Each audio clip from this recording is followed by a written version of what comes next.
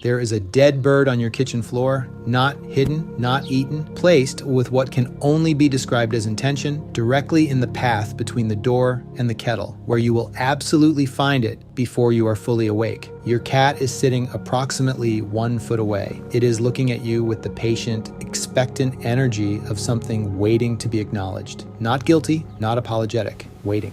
Like it just did something excellent and has not yet received appropriate credit. You are standing there in your socks, looking at the bird, looking at your cat, looking at the bird again, and your first thought, the completely reasonable, deeply human thought, is why. You feed this animal twice a day. It has never missed a meal. It has a bed, a window, and approximately 40 toys it ignores entirely. There is no part of its life that required this bird. And yet here it is, on your floor, being presented to you like an invoice. Most cat owners never get further than baffled, but scientists who actually studied this behavior found something that turns the entire moment upside down. The real explanation does not involve cruelty, showing off, or anything remotely close to what most people assume. It involves something so much older and so much more specific that by the time this video ends, the next dead bird on your floor is going to hit completely differently. Start with the fact that changes everything. Your cat was not hungry when it caught that bird. Scientists at the University of Exeter wanted to find out what cats that regularly hunt were actually eating, not what they caught, what they ate. So they used a forensic method that most people would never think to apply to a cat. They analyzed the stable isotope ratios inside the whiskers of hunting cats, a technique that works because whiskers, like hair, store a chemical record of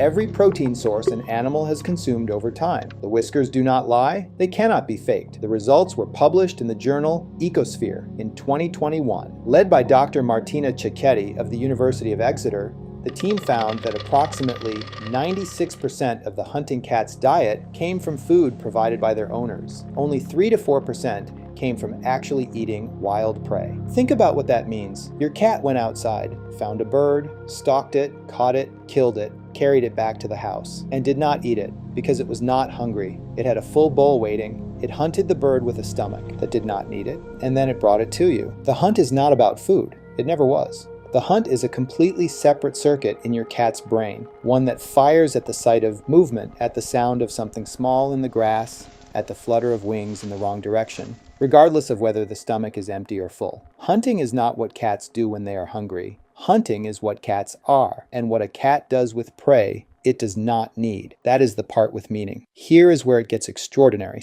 When a mother cat has kittens around 4 weeks old enough to eat but far too young to hunt, she does something precise and deliberate. She brings prey home, dead prey first. She places it in front of her kittens and waits. She does not eat it. She is not hungry. She is doing something behavioral researchers have documented across multiple wild felid species for decades. She is providing, teaching, showing her kittens what food looks like, where it comes from, what catching it means. As the kittens grow, the prey she brings changes, first dead, then partially alive, so they can practice the kill. Eventually, she takes them with her entirely, showing them the full sequence from stalk to finish. The prey is never just food, it is instruction. Care expressed in the most direct form her biology knows. And here is the connection that most people never make. Most domestic cats are spayed or neutered. They have no kittens. But the drive to provide, to hunt for the ones they are bonded to bring prey back to the ones they have decided are theirs to look after, did not disappear when the ability to reproduce did. It transferred to the only beings in their world that remained. To you. When your cat brings you a dead animal, it is not performing a random behavior driven by leftover hunting energy. It is performing one of the most specifically social behaviors in its entire repertoire. It is doing what a mother cat does for her kittens, bringing food to someone it has decided it is responsible for, someone it has assessed and concluded needs to be provided for. Your cat is not treating you like a housemate. It is treating you like family, specifically like a dependent, like someone whose well-being it has taken personal responsibility for. And the fact that it chose your kitchen floor, not the yard, not the hallway, not any of the dozens of surfaces it could have used, is not incidental. That specificity is the entire point. Cats that bring prey to humans do it selectively. Research on feline social behavior consistently finds that prey is brought to bonded individuals. Not to everyone in the house, not to strangers, to the specific person the cat has formed a close attachment with. You are on a very short list, and the dead bird is the proof.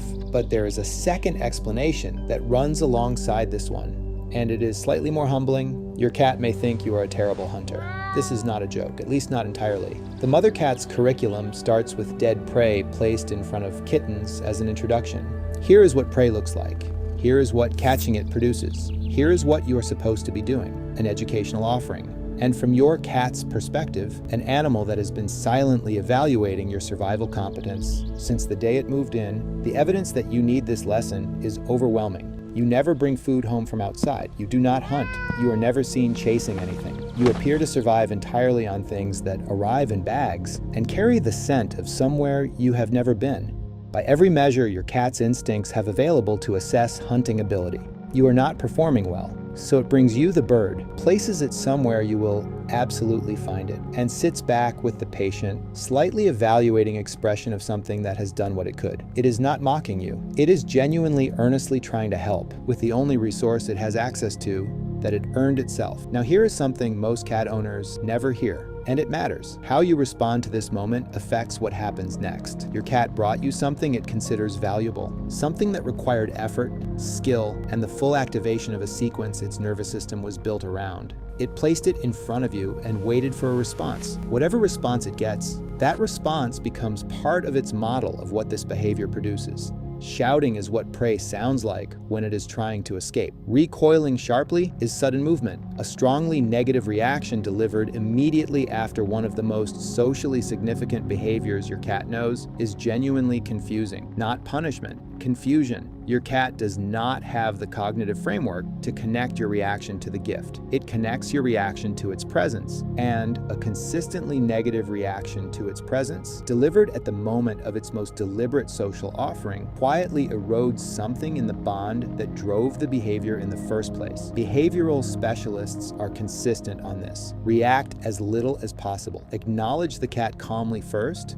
because from its perspective it just did something meaningful for you. Then quietly remove the prey when the cat is not watching. No drama, no performance. The gift was not given to disturb you. It was given because your cat decided at some point in the months of living with you that you were someone worth providing for, worth hunting for, worth bringing the only thing it can earn entirely by itself back to.